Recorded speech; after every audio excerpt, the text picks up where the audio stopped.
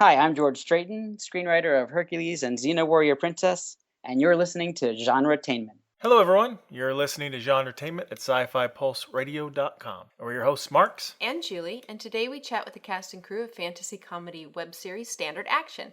We're joined by producer and actress Joanna Gaskell, actor Edwin Perez, actress Tara Pratt, and director Rob Hunt, plus a bonus interview with Meaghan Rath, who plays Sally on Syfy's Being Human. The Standard Action cast and crew tell us how they came up with this very funny series. We also learned some behind-the-scenes stories and what to expect from Season 2, which recently began. They also give tips on web series filming and their experience in creating in this new frontier of independent television. Plus, Marx got the opportunity to speak again with actress Meaghan Rath, who plays Sally from Syfy Channel's Being Human. That's the North American Being Human. She discusses her views on her character's huge changes and the new direction this season. Now, what you just heard at the beginning of the show was a snippet from the theme song of our web series Reality on Demand, a song composed and performed by our friend T-Sean Harding. You can find our web series at realityondemandseries.com.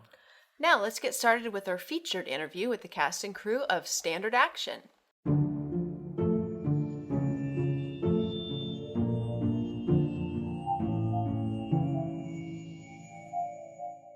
Well, you're listening to GenreTainment, and this is Marx. And Julie. And today we're speaking to the cast and crew of Standard Action. Yes. So could everyone please introduce themselves? I'm Rob Hunt. I'm the director, and I do a lot of the post-production for Standard Action. I'm Tara Pratt, and I play Guinevere. I'm Joanna Gaskell, and I'm the producer and the writer, and I play Edda the Barbarian. I'm Edwin Perez, and I play Fernando, as well as I'm an associate producer on the show. And can you tell us, for those who may have not watched Standard Action yet, what the show is about? What to expect? Yes. Sure. It's about 4 misfit adventurers in a fantasy comedy setting. They don't particularly fit into the adventuring society. They find each other and they set out on a quest that ends up getting a lot more epic that they can handle, and they get in a little bit over their heads.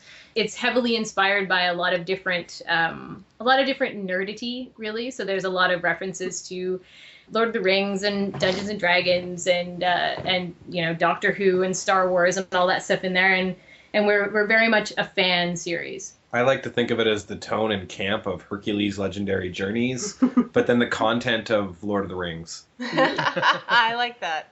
We sound epic. Thanks, Rob. No pressure or anything. Don't see The Hobbit. Watch our show. Just as good. But it's not 3 hours long. I haven't figured out how that's going to be 3 movies. Actually, our first season was 3 hours, which is funny. We had 14 episodes in our first season, and we came in at just under 3 hours of content. So wow, I know that actually. Yeah, I know. Doesn't that sound impressive? Yeah. We have 3 of the 4 cast, I believe, of the main cast. Could each of you explain who your character is? Okay, we'll start with me. So I'm Guinevere. Now, my name is actually Wendy. So some insight into my character is that I just can't stand that I'm considered, say, lower class and that I went to school and really struggled. So I want to leave all that behind, and I call myself Guinevere, and I like to put on airs about being a sorceress who's possibly, I think I'm much more capable than I actually am. And the people I associate with in the show, I don't want to be associating with. Like, I'm very snobby. But that's my character. I'd like to think she kind of grows over season 1, kind of gets a heart and gets a little wiser. And that's me. Edda is a barbarian elf. Now, if anybody who's ever played any sort of role-playing games, usually elf is kind of the race you don't choose to be a barbarian because Edda is skinny and small and little and loves to be fierce and thinks she's a whole lot bigger and scarier than she actually is. She has a pretty low intelligence, so she's kind of dumb, gets to be a bit of the clown of the group, which is a lot of fun for me. Yeah, and there's been a few hints sort of in first season that she has done a lot more in her past than she's ever let on, and she's about 400 years old. I don't know. I think she's a little scary. She's pretty badass. You can take an eye out with one of those ears. I'm just saying. And I play Fernando. Fernando is the bard of the group. He is the ultimate optimist, I suppose. I mean, everything is an adventure. Everything's a chance to find honor and glory and be an epic hero. That's sort of what he likes to do. Encourage the party, play wonderful tunes that everybody loves, make epic speeches. Much to my chagrin most of the time. He loves traveling merchants. So yeah. So I play yes as the bard of the group. Mm-hmm.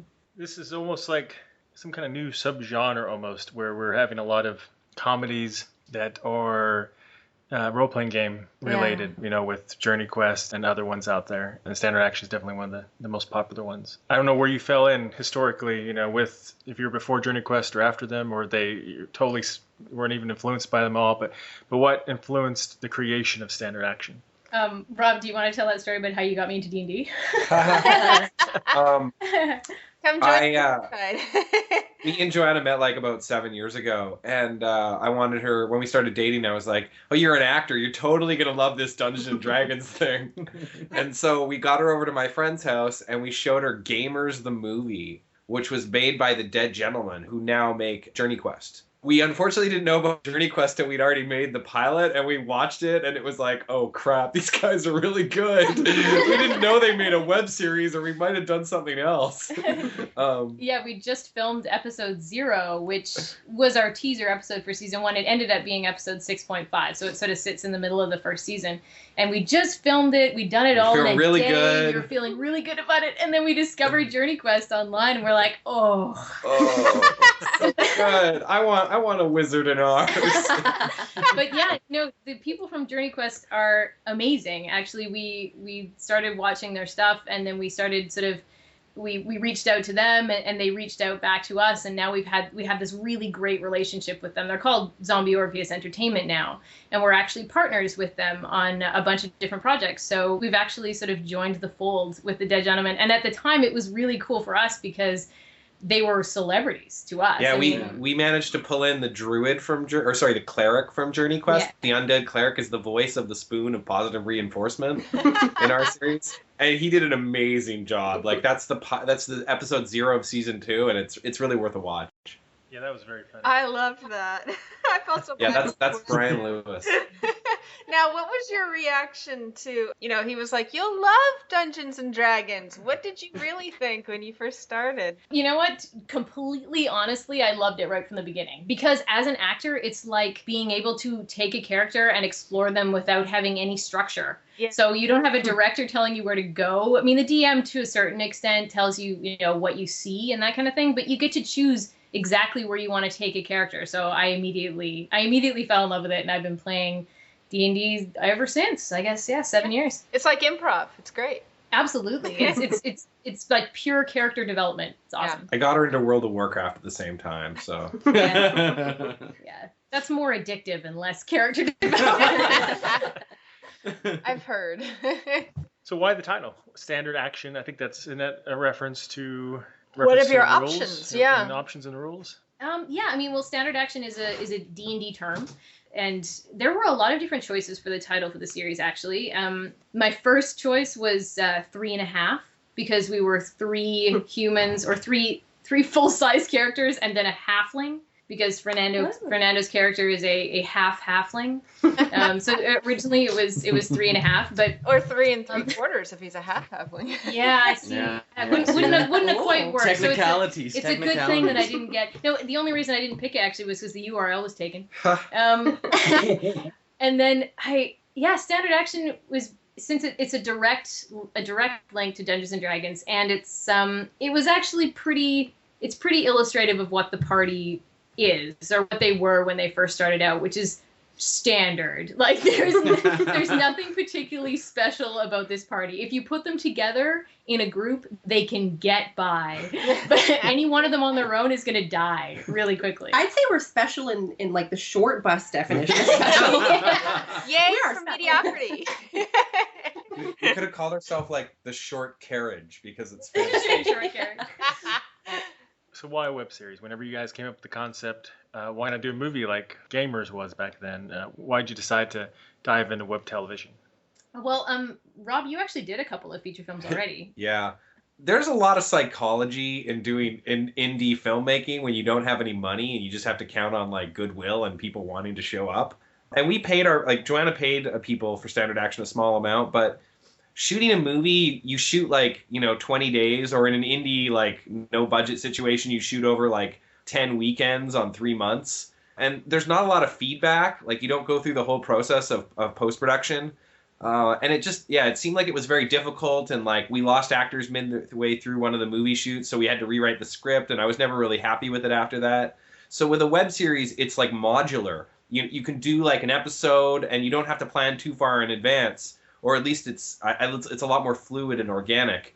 And we definitely found with our first season, things like releasing episodes and then shooting again, people get really excited and jazzed up about showing up, and they start bringing new ideas to the table because they're thinking about it in their own time a lot more. Also, one of the big things that I wanted to do anyway when we first started out with Standard Action was really showcase all of us. And movies, yeah, they take so much time in post-production, and one of the things that we could do with the web series was really, really quickly turn it around, put it together, make it look great, put it up, and then everybody could see it within a really short period of time. So that way, all of our actors got great exposure really, really quickly. We got our camera people could show off what they could do. Our post-production, special effects, we could show off the stuff. We had a makeup artist who was really excited about building monsters. So we're like, yeah, okay, go build some hobgoblins. She'd build some hobgoblins. We'd put them up, and they'd be up in 3 weeks. And then she could show that to people who maybe could pay her better for her next job. So that was a big thing with us, is we really wanted to showcase, and web series was a great medium for that. Yeah. We didn't really set out making a web series either. It was more like we were just going to make some short films that were connected, that featured all our people. And one of our other goals was even just to make portfolio work for our actors, like Edwin and Tara and Joanna, who I think some of them needed agents at the time. Yeah. So it sounds like not so much guerrilla filming, but kind of like what we've been doing in the past, more of a kind of get by with a little help from our friends style of filming. Was there a lot of support amongst sort of any filmmaking community, or just people that you knew helping you get this done? We have a very small crew of about 8 to 10 people, and those people are amazing. Those people are absolute treasures and amazing. They're just awesome. But in general and overall, I don't know, actually. Sometimes we've discussed that, maybe Vancouver isn't the best place if you don't have a budget, because it's geared towards bigger stuff, but that may just be me. Yeah, we pulled in as many people as we could, and we were very, very lucky in first season. We ended up with, like Rob said, brilliant people. And, I tried to pay them a little bit to make them stick around. But to be honest, when you have really good, dedicated people, it doesn't matter if you're paying them or not. They're going to keep coming back, and they're going to keep giving you good work. So we got very lucky that way. There isn't really a web series community in Vancouver that is particularly cohesive. There's a bunch of different web series that make stuff, but it doesn't really feel like we don't really get together and share resources. We're trying. That's a few of the creators in Vancouver. We're trying to get together and talk about sharing resources and sharing our stuff and helping out with marketing and that kind of thing. It hasn't really happened yet, but we're pushing. I mean, now that we think about it, there have been some people who've been helpful, like Nicholas Humphreys from Reese. Mm-hmm. He's been very supportive of us and brought us in to speak to some of his students at VFS, actually. And Mary Higgins from My Brains Dear, she's been wonderful. Her and her husband Paul. Yep. They were even extras on one of our second season episodes. So I guess I like that. There have been some people that have been really amazing. But the thing is, at the beginning, everybody in the crew, we were only 8 or so to begin with. Everybody multitasked. I did costuming for the first few episodes, and then we managed to get Vanessa, who's now our leads in costumes. And everybody had to take on more roles to get the job done. And we did luck out that everybody was really into it and really wanted to do it. But I think as far as the community here for web series, I think everybody's geared towards big budget movies. Everybody's got a script, somewhere. It's like, oh, I'm saving it because I want to make a movie. Or a pilot. Or a pilot, yeah. Everybody wants to make a pilot. Mm-hmm. And I think that's sort of the attitude that everybody has here. They're almost like they don't take the web series seriously. I don't know if that's true or not, but everybody wants the TV spot. They want the TV show or the movie. Yeah, well, nobody's really figured out how to market web series yet. I mean, nobody's figured out how to make money out of web series yet. And so a lot of people, since it's such a long game for web series, they don't see the immediate paycheck that they could get out of a popular pilot or a film. Yeah, it's still a pioneering field. It's like the Wild West. It is. Yeah. Oh man, we sound so cool. Damn. Like pilgrims. I want a sombrero. Name. I need a cool name. Yeah. I think the sombrero goes Edwin. I mean, come on. Yeah. You should totally have someone wearing a sombrero in the next season. There's so many ideas that we You know haven't been what? able to Yeah. use. Just like, Totally. you know, You never know. 10-minute episodes, there's so many ideas that we get that we're not able to utilize because man. otherwise we'd have... Our biggest yeah. dream would be able to make like 25-minute episodes. Like that would be amazing. Yeah, I would be like absolutely. my dream come true. A full season of like TV length half-hour Yeah. episodes, so like Yeah. a 22-minute episode and do a full season of them. Oh man, that would be amazing. One day. So fun. So I'm curious, you were talking about how you film your first season. You seem to do it in chunks, different episodes as you went. So can you explain a little bit how you did film that? Like how many episodes did you film and then stop and then film again? We filmed really, really dynamically. Like Rob was saying earlier, what we tended to do was sort of film a bit and then write as we went. We only filmed on weekends, so there was no sort of block shooting involved. I'd only written the first 4 scripts when we started actually filming. Then we got to the end of the first 4, and then I sort of looked at what the actors had done with their characters and figured out what I liked and what I didn't like and where to take the story from there. I mean, I sort of generally knew where the story was going. I knew where I needed to get to, but the actual path was, it was heavily inspired by what we were doing And what now worked. and what worked and who we had out, like who came to the set and gave some amazing stuff. Like we had some people who came out and just did like one-line roles that just blew me away. And I'm like, all right, we're going to bring you back and we're going to make your role bigger and we're going to bring you back for second season. And yeah, I mean, it was really nice because it grew it grew organically over the course of the season. There were some of the characters went places I had no idea they were going to go when we started. It's just like a real Dungeons and Dragons game. It was actually. Yeah, because we film like every other week. Like when Joanna says we filmed on weekends, that's a bit of a misleading because we would only film one day out of weekends. Yeah. Like we know other filmmakers who shoot for like 3 days solid for 20 hours a day, and you know, more power to them. That's a way to get stuff done. But we would shoot for like 12 hours, maybe every 2 weeks. We do that for like 2 or 3 months or about 2 months. Then we took like a month off. And then Joanna would have new scripts, and we got back into it. And that would be really cool to try again, because I think that worked really well. And didn't we, correct me if I'm wrong, but didn't we shoot like every, other Saturday or Sunday was one episode until one day? Is it because we got totally rained out that we started shooting half episodes? Yeah, Is that why it happened? Yeah. Yeah, it was. Yeah. So And we we had got locations. half off. Yeah.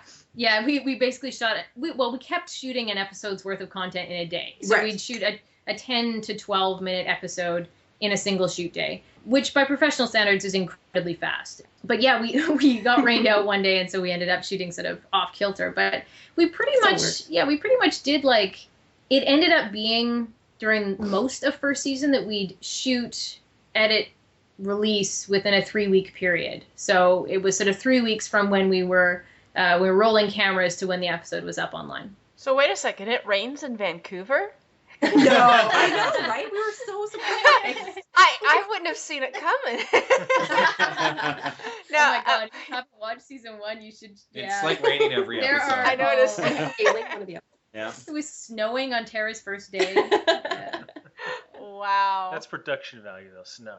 It totally was. Yeah. It, It looked is. gorgeous. Now, for all That's the like- actors here, how did you all get your parts?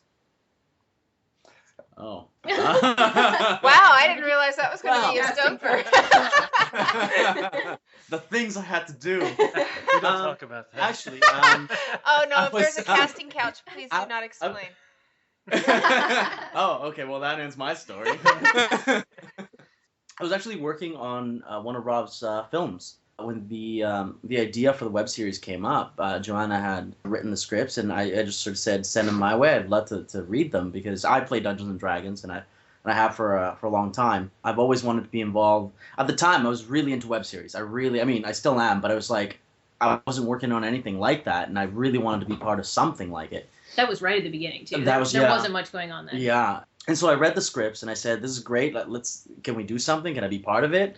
I jumped on board for costuming with episode 0. And I have a bit of a background in sewing and, that kind of stuff. And I loved making costumes for Halloween and all that. And I always go pretty elaborate. So I jumped on board to do that stuff. And that's sort of where it all kind of started for me. Yeah, and then we, so I actually hadn't even written the character I hadn't written Fernando yet at all until Edwin said he was going to be on board, and then we wrote the bard for him. And then we started holding auditions. And we did that after we filmed our pilot. Yeah, true, yeah, we filmed the pilot. So that we could show people the pilot. Yeah, the pilot just has Edda and Fernando in it as out of the leads. It's also got a couple extra, or one extra character, but after we filmed that, then we held auditions for the 2 other characters. So the druid, Martin, and Tara's character. Yeah, you came out to the audition. And that's where I came in. And and it was a straight up audition. I hadn't met Joanna, Rob, or Edwin at that point at all. I just saw the posting on Vancouver Actors Guide. And I just came out. And I believe one of the prerequisites when I first auditioned was, am I a nerd? And I said, yes, with, this. I'm going to preempt that by saying that I am not a nerd in terms of D&D. I'm the layman of the group, myself and DJ, who plays Martin. We don't play Dungeons and Dragons. This world is completely foreign to us. So I said, but I'm totally, willing to learn, and you can explain all the jokes to me, and that's awesome. I nerd out over like science fiction. I nerded out over Next Generation. So like Star Trek, things like that. So I am a nerd. I get nerd culture. It's just like a different sect of nerding. So I asked Joanna, I'm like, would this suffice for hopefully coming on with standard action? And I believe Joe wanted a blonde. Yeah. Yeah, we specifically didn't want a brunette because Joanna's a brunette. Yeah, but blonde or a redhead, we thought. But we brought Tara out to the audition, and she was awesome. So she did show up in a Star Trek uniform. Right. So I was like, does this fit? Wait, which Star Trek? The original, Next Generation? Next Generation. Okay. I was saying to these guys, like, I'm getting old. I'm looking forward to going home and just having my Earl Grey tea. My tea is very hot. Say it to your microwave enough times. I drank a lot of that when I was up there. Yes. Yeah. I go home, I'm getting out of my wet clothes and I'm drinking some hot tea. Absolutely. and rakia. With casting, actually, we've actually leaned a lot in the last little while with some of our major casting towards doing a lot of auditioning on tape. We've been doing that a lot, instead of asking for a first call on tape, which is cool. It's a really interesting way of doing it. It saves you the money of renting the space. Yeah, you get some interesting stuff. Yeah. One of the interesting choices I noticed, or that we noticed in the web series, was that you use game references in story, Yeah, which is funny. like actual, my intelligence is 14, or statistically, if your intelligence is higher than 14, higher than 14, you'll never be happy. And we were. I almost had to pause on that. It was so funny. So what was the decision behind that to have that little meta feel to it? It actually used to be a lot heavier on the game references in the first couple drafts of the script. But Rob, his opinion of it was that I might alienate people if I was a little bit too heavy on the game references. So basically what it is we always, in every episode, in every script, in every character, there's always that element of self-awareness. And that feeling that this is not a fantasy show. These kids are in the game. Like they're in a game world. It's not like a classic high fantasy world. There's always that feeling of anachronism, like the druid wears Converses. We've got references to things that people who were living in the Middle Ages would never ever know, and that's because we don't want it to feel like it's a period piece. It's actually a game world, and so they can make those little references and they can poke fun at the world and at themselves. And it feels just a little bit self-conscious, and it makes us really different, actually. In a lot of the other sort of fantasy comedies and game-based web series that you watch, it doesn't really have that element. It's still funny and it's still hilarious and it still calls on those nerdy references, but the way we do it, we bring it out just a little bit more, and I like the way that's grown, and I think people appreciate it. part of my big argument for taking a lot of the numbers out of it is originally some of the drafts did have a lot of like ability scores being mentioned. Me and Edwin had been watching a hell of a lot of Lord of the Rings extended cuts with commentaries to try and figure out tricks or how they, did stuff for such a great fantasy movie. And they talked a lot about how Tolkien really wanted to write his stuff to be very accessible and how he didn't involve a lot of Christianity and God stuff in his because he didn't want that to interfere with people enjoying his work. So those were the pitches I made for Joanna, and they seem to work because if Tolkien does it, then Joanna's It's kind of hard to argue with Tolkien, you know? Well, that's also a tricky thing, is that writing that fine line, right? Because yes, everybody who's in that environment, in that world, will get it. They, all the Dungeons and Dragons players, everybody will understand it. But you're always trying to appeal to a broader audience and try to introduce people to that world. And maybe you get somebody who doesn't know anything about it and gets into it, and suddenly they're playing Dungeons and Dragons and doing all that kind of stuff. And so that's always a nice thing to do, to be able to appeal to a broader audience that way. So Rob, you guys shoot like an episode of content every day you film, which is pretty amazing. Yay! So as the director, how do you pull that off? Well, he probably pulls out his hair half the time. Yeah. And yells at us the other half. If you're any indication, that's what directors do. I'm actually old now. I know he's getting stressed out when his hair starts sticking straight out from his head, Having a rough day? So what tricks do you do to try to make sure you get that amount of content done in one day? I've made it a point to learn every piece of equipment I use. I could probably operate every single one of them in the dark or with my eyes closed. We had to do that for our first season because we got a lot of people coming on who'd never used stuff. We were like, our art director's like, I like photography. I'm like, great, you're a camera person. Here's a camera. This is how you work it. And our sound guy for first season was like, electrical engineer who was like hoping to get into acting and was willing to show up and help. So I was like, sweet, you can learn how to use the Zoom. Here it is. This is how it works. Now, what show up. cameras did you use? Pardon? What cameras did you use? We used Canon T2Is, the cheapest DSLRs out there that do HD. Mm-hmm. For second season, I bought a T3i and then eventually a T4i for myself, so I have quite a few little cameras around. Sorry, we geek out over equipment. But Canons are good, though. Yeah. Should we get some good glass for them? Yeah, I mean, we've got like the nice 50 mil that's fast, which is great for the woods. Another trick we do is that like when we're going to shoot on Saturday, I would be like charging camera batteries and wiping memory cards on Thursday night, making sure we have everything. So I wasn't, some of the experience levels or familiarity of our camera people were such that I like to really come in the morning with all the cameras to have fresh batteries and empty memory cards on them ready to go. That would really help a lot. We've also gotten very good at being flexible about shooting. I've had to give up doing storyboards when we shoot in the forest because I'll do some great planning and it'll be all ready to go. And then guys start playing paintballs like 100 feet away. Or there'll be an amazing stump that we didn't know was there. Yeah. So let's use it. So we'll just like block the whole thing and just go with it.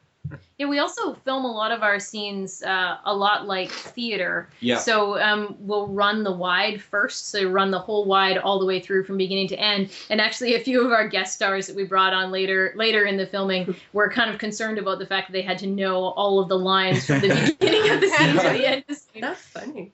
But we have a lot of people that we bring on who are from theater, so we run them through it, and then basically instead of having to on a professional set, what you'll often have is sort of there'll be a camera pointed at you and you'll deliver one or two lines, and then there'll be a switch in cameras, you deliver another one or two lines somewhere else. We didn't really do it that way. Yeah, we went, and that helped. I found that improved our performances a lot and helped everyone be aware of what was going on in the scene as we'd shoot the wide, and so everyone would know where they were going and what was going on, and they could help make suggestions when we're trying to like get the close-ups.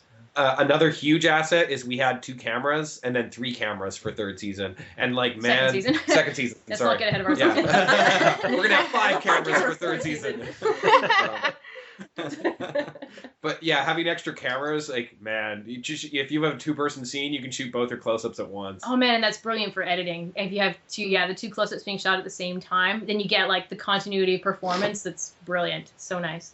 It also helps that like I said, we have a small crew to work with, so having less people who are able to multitask just makes everything move faster.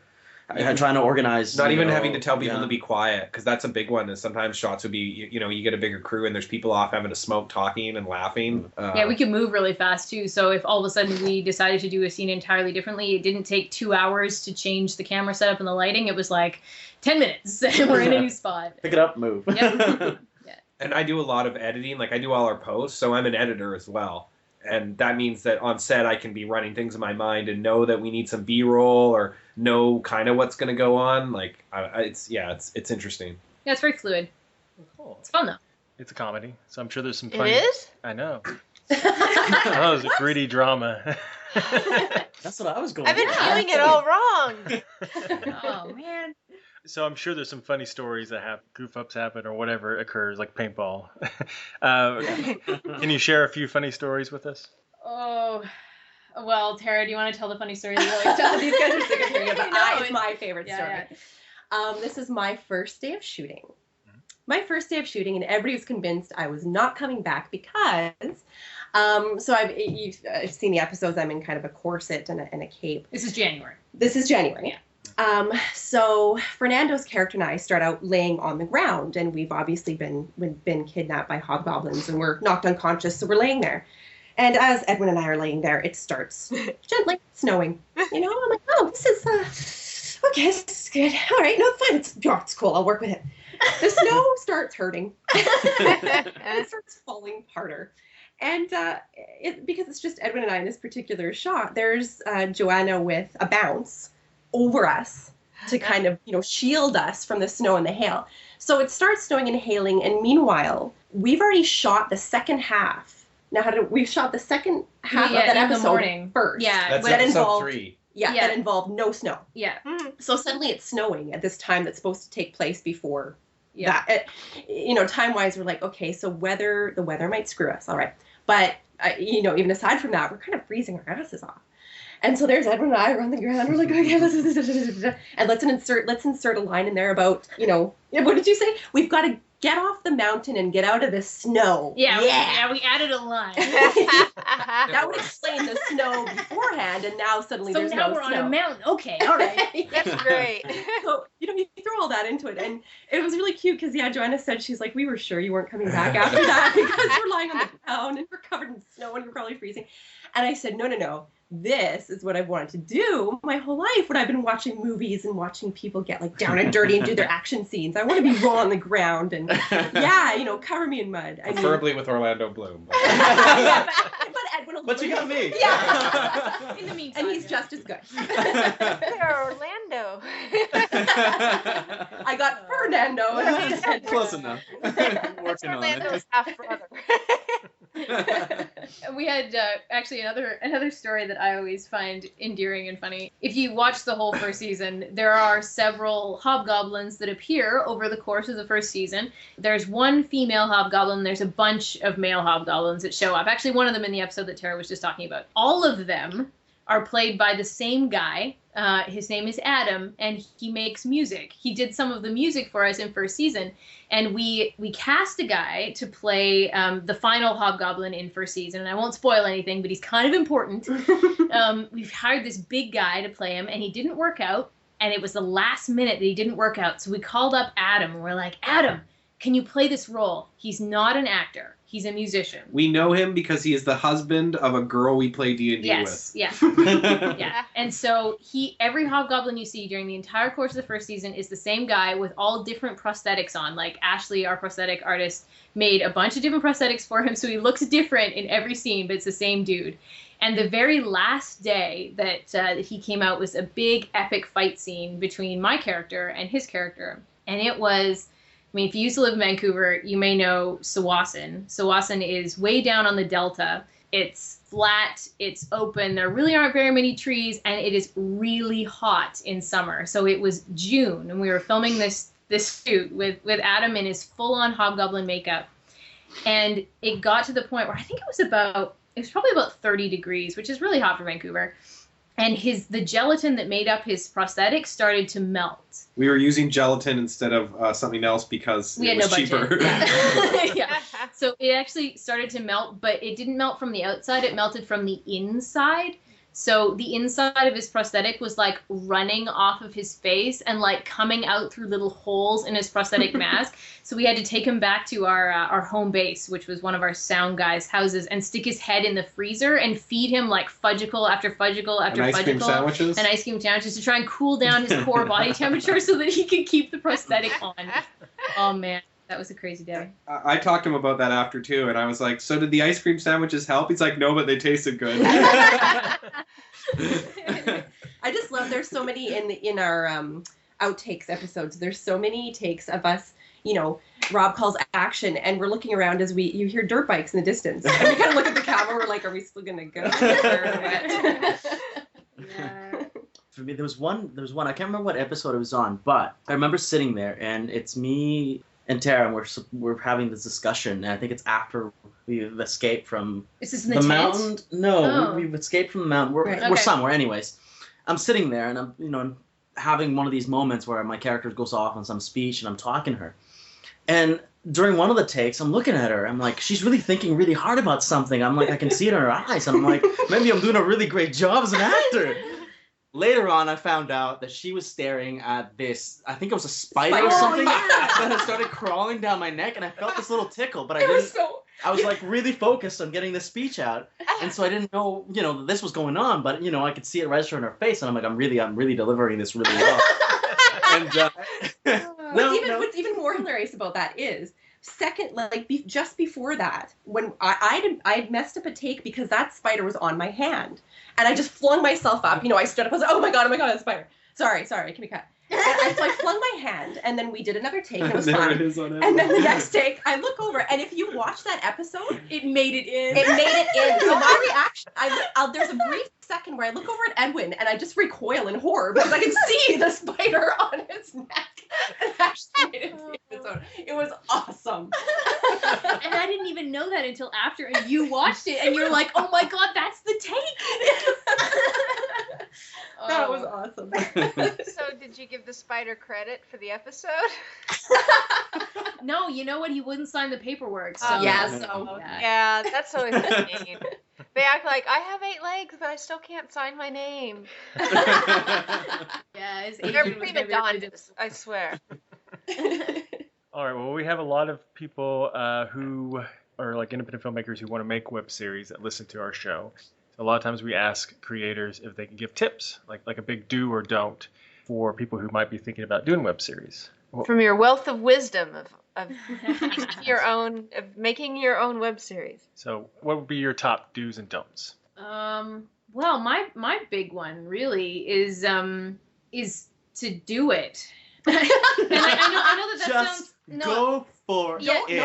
I know that sounds really simplistic, but to be honest, it's really true. Like what happens a lot of the time with a lot of people that I meet who have these really fantastic ideas, and they write these scripts and they're really excited about them, and that's all that they ever do. Like that's how far it goes, because they get really afraid about taking that first step and about moving forward into something, and they're afraid that it's not going to be perfect, and they're afraid that it's not going to be what they pictured in their head, and it's going to go wrong, and they're going to break their hearts on this thing that they're dreaming about. Well, I'm here to tell you that it's never going to be perfect, and it's never going to be the way that you picture in your head is never going to be what you see on the screen, because it never turns out that way. There's way too many random elements. You don't have enough money to make it the way you want it to make.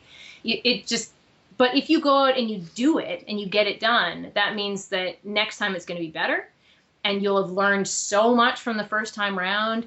And probably if you have that much passion about it, you're going to end up with something that you can be proud of, whether or not it's, your dream project or not. I think that's the big piece of advice that I have for people, is to don't be afraid to try, because all you can do is learn. And if you fail, well, everybody fails. So don't worry about it. I mean, just keep going. If you're actually a filmmaker, just make stuff. I would say work with a small dedicated crew, because if you suddenly start, making this gigantic crew, chances are people are going to drop out. There's going to be a lot of lag time between organizing people or trying to book days when you can film. So keeping a small crew that you can rely on and work with on a regular basis it makes it much simpler. And keep the things that you make simple. I know it's like we've created a fantasy world, but when we started, everything was we try to keep it as simple as we could, because when you're trying to create something, you want to go so elaborate and you want to go so big, like Joanna was saying, and most of the time it's going to fall short of what it is in your imagination because you don't have the budget for it, right? So just keep it simple and get a small crew and see what you can make. I would say, if I can speak from an acting standpoint, really choose projects that you know you'll be proud of. Because if you're an actor of integrity, a performer of integrity, you want to honor your commitments. And I'm not saying this happened on this set. I don't, with us leads, I don't think it happened at all.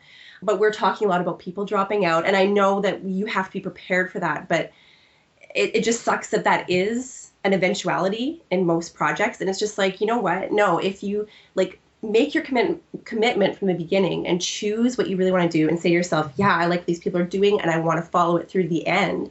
Not only are you going to create something really wonderful that you'll be proud of, and everybody else will be really grateful that you've pulled everything together and that you've and not yourself obviously, but you've been there from the beginning. They've been able to rely on you and you've gone forward.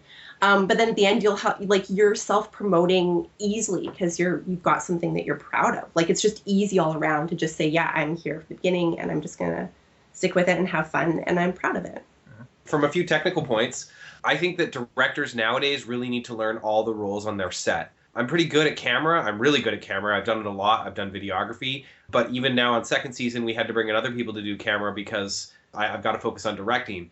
But I also know how to do sound and run a boom mic and run our audio stuff. I know how to do all the post-production. And I have found that so valuable in planning and understanding what is a cheap shot. I've written feature scripts and then filmed them and edited them, and I know what do's and don'ts. I know all of it instinctually. I know more things than I know how to vocalize. Another, I agree with a lot what Edwin said, is using a small crew, simply because you don't really want to be spending all your time trying to organize people. You want to be out there making film. Personally, as a director, when I talk to other directors, I admit that filming stuff that's campy comedy is a lot easier than horror or romance, simply because, to be horror, it needs to be scary, and that's really hard. Whereas comedy, they're a lot more forgiving if it doesn't look quite real or it's not quite perfect. As long as they're laughing or getting a few laughs, then it's good. Another thing I think is it's really important to make things you like in your spare time, because for this, I love D&D. I've been able to meet other people who make web series that I'm a fan of, and that's really inspiring to me, meeting all those Zombie Orpheus guys and Ben Dobbins and Brian Lewis and them. That stuff really helps, and then I'm making standard action for me, and I'm making it for something I like, and it seems like it works a lot better and becomes more popular than if I'm trying to make something that other people will like. Yeah. Absolutely. We made it for us, and we were amazed at the people who came forward and loved it with us, which is great. And I guess one last thing is, if you want to be a director or a filmmaker, buy a cheap DSLR camera and start screwing around. I started making music videos because you don't have to do any audio for them, and it's just, you learn so much. And I meet directors who don't own a camera, and I'm like, it's $400. Why? What are you doing? I would say get yourself a Joanna. They're pretty Yeah. useful. Yeah. Just find yourself a Joanna, and that's it. Can you rent one of those or lease? I don't know what they're Yeah, For a price. Yeah. Does that come with is there a travel package involved? And Actually, interestingly enough, listening to Tara talk about it from a performer's point of view, actually, I would recommend that any actor, if you're trying to actually make a career out of being an actor, really think about taking on some roles behind the camera or in a writing or a producing sense, because you will learn so much about the process. Yep. Just sitting on the other side of that casting table, oh my goodness, you learn so much about what to do and what not to do and what you want to see. And really, casting directors really do all want you to succeed. We really do. It's the truth. Something like also editing. I have learned so much about being an actor by learning to edit. Because if you learn how the final product is stitched together, you learn what you can get away with on screen, what will work, what will make the camera happy, what will make the editor happy, all that stuff. There's just so much to learn if you decide to take on other roles than just being a performer. Yeah, I meet actors who spend a lot, we've worked with actors, they spend a lot of time, what's my motivation? What's my character this? But then, they don't know how to cheat towards camera. Whoa. That little skill is a lot more valuable than giving a crap about your character's motivations.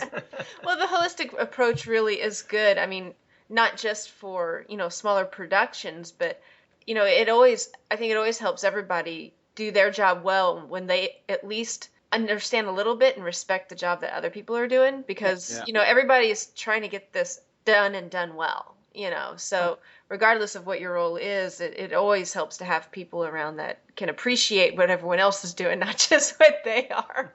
Yeah. Absolutely. And it makes, like, me learning how to do sound, I love sound guys that much more.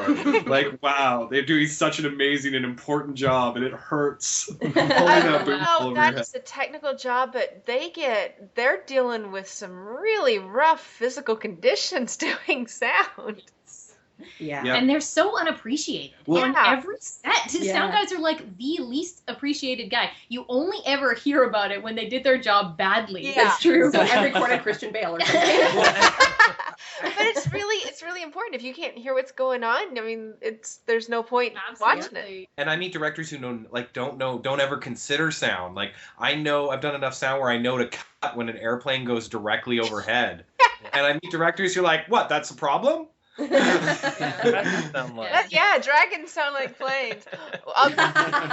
We did learn you can get rid of the sound of a cicada, but we'll be filming and they're so loud. One cicada will be so loud you actually have to scream to talk. So if you can get the actors to not scream over the cicada, you can take that sound out. I cannot believe one little thing can make that much. It sounds like a jet going over your head. Yeah. You did a Kickstarter for season 2, is that right? An Indiegogo, yeah. Indiegogo. Same sort of thing, like Canadian. Yeah, that's right. You're in Canada, so you can't do Kickstarter. For an Indiegogo campaign, because I know that's getting very popular for web series on raising the funds through crowdfunding. Is there any tip you would share with that? Oh, God, yeah. Okay, well, first of all, crowdsource campaigns are so much work. Like, oh my goodness. It's always going to be a ridiculous amount of work. And if you're not working hard every single day that it's up, you're not doing it right. If you don't have a video to launch every week, even if it's just like you shot 6 of them in one day, then they're all 30 seconds long, you're not like, that's why you own a camera and you're a filmmaker, and I see people with web series who have Kickstarters and they don't make any videos for it. It's like, that's kind of weird. Yeah, you can't really just sit back and wait for it to succeed. I think actually the only reason that we did succeed in our Indiegogo campaign was the fact that we had a lot of content up already. It's really difficult to succeed in a crowdsource fundraiser if you don't have a lot of content out, because people really want to see what you're doing. They want to see what you can do. If all you have is sort of you speaking into a camera, unless you've got some really big names attached to your project, it's going to be difficult for you to succeed. I don't know if I've ever seen a project that's tried to do a Kickstarter that doesn't have any content out and is just talking about an idea and actually succeeds in a large number, unless they've got, somebody attached to them who's huge. I've read that it has to do with like why famous people attached to crowdsource fundraising projects make them succeed more is because the people's belief that it will succeed is higher, or that they will, if they get the money, they will actually be able to deliver something. Yeah. And I've realized if you're a nobody and you're like, oh, give me 20,000 to make my web series. If you already have 13 episodes out and you're just releasing like a video every week about the Kickstarter and you're releasing interviews with the cast, people are going to look at that and be like, wow, this guy's actually, makes video. They're serious about it. Yeah, he's doing a lot of it. It's not something that's beyond their skills or that like the planets need to align for it to happen. Yeah, and they know that their money's not going to be wasted. One of the things with Kickstarter, actually, is that with Kickstarter, you don't get your total unless you make the whole total. Whereas with Indiegogo, you get whatever it is that people pledge. So, and in a way, that's almost harder, because that means that if somebody gives you $50, they're giving away that $50. Mm-hmm. Even if you don't succeed, they've given that away. So they kind of have to know that you're going to make something. Like, people really don't want to throw their money away. It doesn't matter how small an amount it is. They don't really want to just throw it down a hole and never see anything out of it. They need to know that you're going to make something with the money. And now you have season 2 out. I think you have 1 episode out at least so far, and the two teaser. 2 episodes. Okay. How many episodes is there going to be in season 2? There's going to be 8 episodes in season 2, which is shorter than we wanted it to be, but we ran out of cash. Well, that happens. But it's okay, because it's going to be quality over quantity. Totally. Amen. Well, great. And so where can people find Standard Action? At standardaction.com. We've got sort of everything running there. You can see the whole first season, as well as a whole bunch of extras and interviews and outtakes and behind the scenes, and our second season as well. And our next episode is going to be launching on the 22nd of January. So that's episode 2. We started with an episode 0 for our season 2. So we've got 0 and 1 up there right now. Anything else anyone would like to add? We're working on a few side projects for our stuff, actually. We have a card game in the works. I've just got the new art for that I need to fix it up and upload it to the website, but then we'll have a card game that'll be print on demand you can get. We're also, I dug up, I'm a programmer for my day job, so I dug up like an old text-based BBS game, Legend of the Green Dragon. So nerdy. And reskinned it so that it's like Legend of the Lonely Dragon, which is the name. And like Fernando's in the bar. And it's all text-based, so it's not like there's pictures, but we're going to be, that's like in beta on our website, and I want to add in more modules in that because I figured out how to embed YouTube videos in some of them. So there'll be that stuff that's coming out that's really interesting. I'm also working with Unity, which is like a 3D game development thing. We might have something with that coming out in the next few months. We also have a couple really, really exciting projects that we just sort of decided on. We just agreed with a webcomic company. They're going to be creating a Standard Action webcomic over the next year or so. And eventually, hopefully, we'll be at a point where we can actually make hard copies as well that we can sell. And I'm pretty close to being 100% sure that we'll be able to create a role-playing module of Standard Action coming up in the next couple of years. Cool. And then we also have T-shirts now are available online, or 21-sided die on a black T-shirt. Yeah. DVDs are up. Yeah, DVDs are up. Edwin and I got our copies. Yeah, we have DVDs with commentaries up. Also, Joanna and I have a side project that we've just gone over 60 episodes now of a board game review series called Starlit Citadel Reviews. So if you like board games, you can check that out at starlitcitadel.com. Yeah, so we do a lot of stuff. Yeah. and that's actually one of the things that was cool about having the Standard Action IP, like the whole Standard Action world, is that really when you've got that wealth of content, why not make a whole bunch of other stuff? So like the role-playing module, I'm super excited about. Webcomics, games, card games, maybe even a video game in future. Yeah. Like, it's really exciting. Lunchboxes. It's really, really exciting. I want to get a lunchbox. Action figures. Oh, man. Somebody made perfume and cologne based off of all our leads. They did. That was awesome. Oh, wow. Yeah. So if it's a role-playing module, what rules? You could Pathfinder, D&D? Pathfinder, yes. Okay. Yeah, we're actually planning on doing... I don't know if you saw it, but there was a Pathfinder module that was developed out of Gamers, the second movie. Mask of Death. Mask of Death. And the same guy who did that is we're working with him to try and create a module that will fit between Season 1 and Season 2 of Standard Action. So it'll be like a module of the adventures of the party after the last episode of Season 1 and before the beginning of Season 2. Which is really exciting, and yes, he specializes in Pathfinder, so it's Kevin Mickelson. Kevin Mickelson, and it's my favorite system right now, so that's very exciting. The guys at Paizo are so fantastic and really friendly, and we've spoken to them a lot. We haven't jumped on the bandwagon. Me and Joanna we've been playing it since the beta Pathfinder. Our DM got us into it. He's like, hey, I found out about this new thing that's better than 3.5. So we were playing Rise of the Rune Lords back when nobody knew what Pathfinder was. Yeah, it's a great evolution of 3.5. Definitely. Yeah, we play Pathfinder. Yeah. So.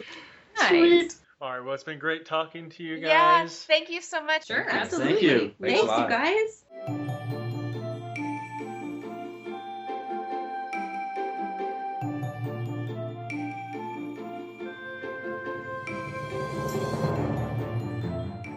Hi, I'm indie actress Jen Page from Darkness Rising, Geek Seekers, Chopstocky Boom, and more, and you're listening to GenreTainment. Thank you to Joanna, Edward, Tara, and Rob for agreeing to the interview, and we wish them luck on the second season's success. Please check out their show, and we suspect if you like it, you'll find other shows at Zombie Orpheus Entertainment that will also entertain you. I believe one of them might be called something like Reality on Demand or something like that. Possibly, yeah. Uh-huh. Or Aiden 5 Yeah. and Journey Quest. There's a lot of great shows. Okay, so now let's get to our bonus interview with actress Meaghan Rath of SyFy Channel's Being Human.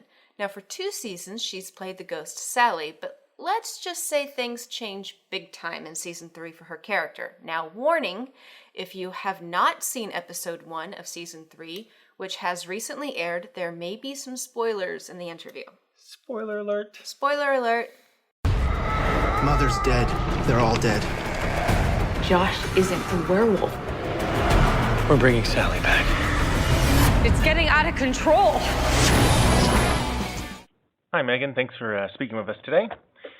Hi. So I was also going to ask a little bit about how it changes your approach with Sally this season now that you can actually physically interact and you can change clothes and such. I thought it would probably be exciting for you as an actor. Can you explain how maybe that changes some dynamic in some way, maybe with one of the other characters now that you can actually interact?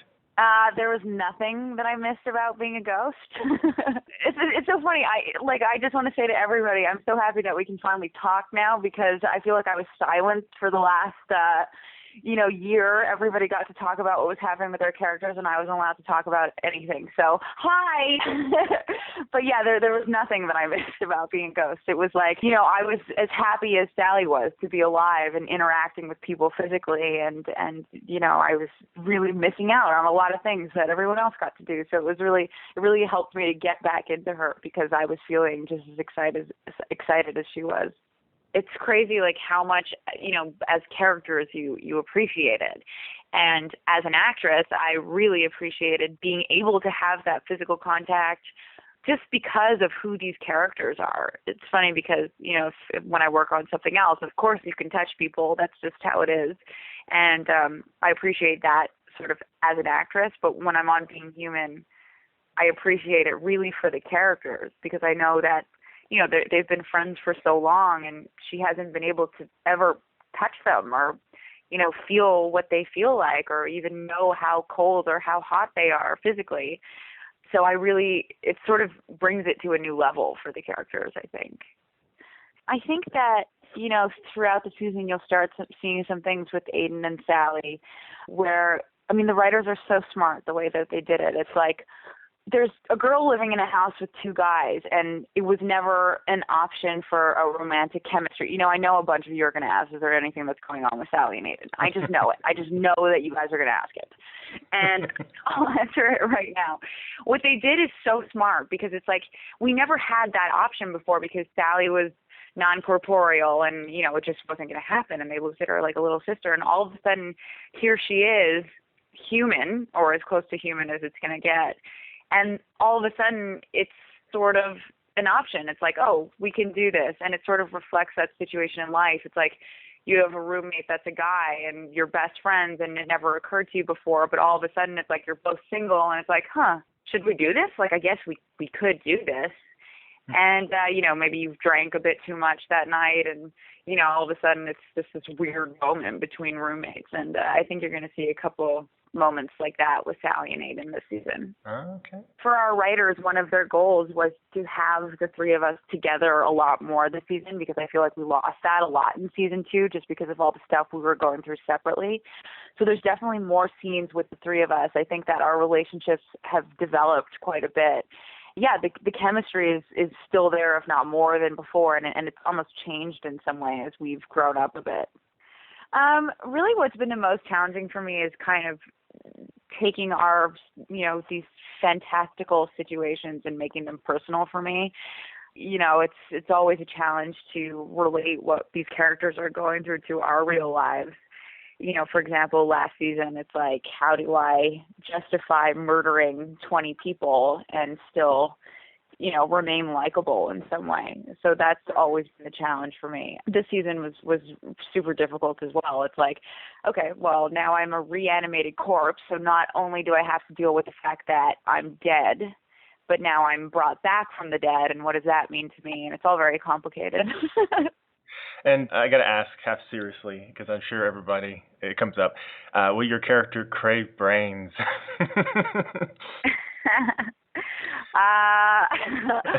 Unfortunately, I cannot reveal that at this time, but it does get really, really interesting. Yeah. Sally definitely does start to understand what exactly this deal is that Josh and Nora have made with the witch. And I think it's really becomes about trial and error for her, trying to, as she sort of pushes her limits to what she can do as a reanimated corpse, she sort of pieces together what she really is and what that deal entails. Stevie and Nick, you'll see what happens with them. A lot of people thought that, I saw on Twitter, a lot of people are thinking that Stevie and Nick wake up in Sally's body with her. They don't.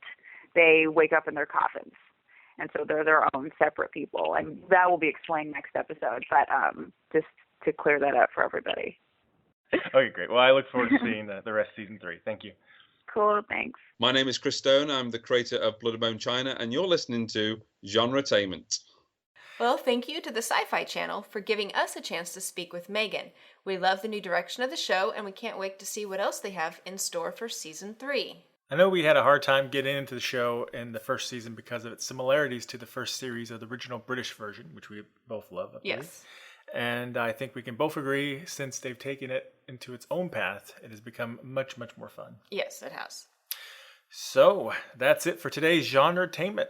Check back next week with all new guests from our favorite films, TV shows, novels, and web series. Including Michael Flores, the creator of the weird Western series Western X. Now, we also hear rumors that the comic book writer Dirk Manning will be visiting us again soon to talk about his new book, Right or Wrong, that's Right, W-R-I-T-E.